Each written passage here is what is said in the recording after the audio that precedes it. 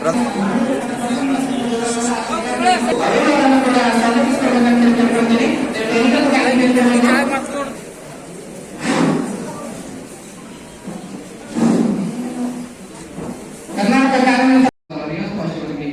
ಅನಂತ ಧನ್ಯವಾದಗಳು.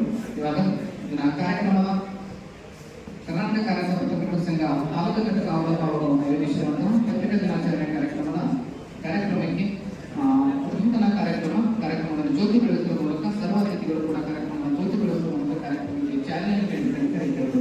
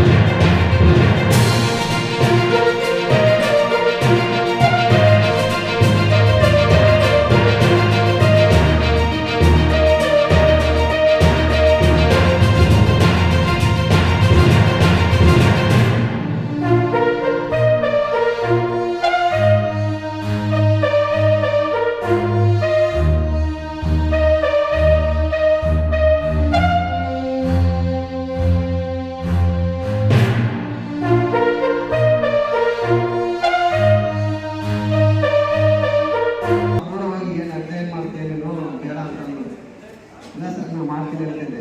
ಯಾಕೆ ಅಂತಂದರೆ ಆ ಸಂದರ್ಭದಲ್ಲಿ ನಾನು ಓದ್ತಾನೆ ನಮ್ಮ ಬೀದರ್ ಜಿಲ್ಲೆಯ ಉತ್ತರ ಕರ್ನಾಟಕ ಪತ್ರಿಕೆಯಲ್ಲಿ ನಾನು ಕಾರ್ಯನಿರ್ವಹಿಸ್ತಾ ಇದ್ದೆ ಪತ್ರಿಕಾದಲ್ಲಿ.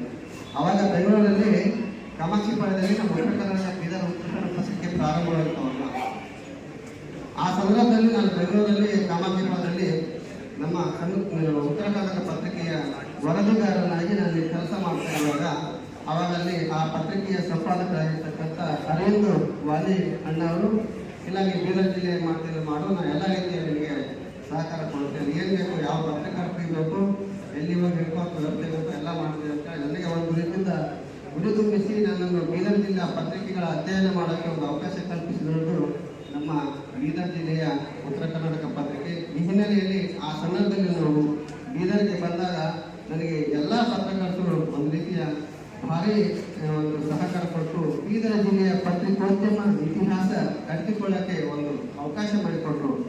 ಆ ಹಿನ್ನೆಲೆಯಲ್ಲಿ ನಾನು ಅಂದರೆ ಸುಮಾರು ಒಂದು 28 ವರ್ಷಗಳ ಹಿಂದಿನ ಮಾತಿದ್ದು. ಅಂದಿನಿಂದ ನಾನು ಬೀದರ್ ಜಿಲ್ಲೆಯ ಪತ್ರಿಕೆಗಳು ಮತ್ತು ಬಹಳಷ್ಟು ಪ್ರೀತಿ ವಿಶ್ವಾಸ ಇದೆ.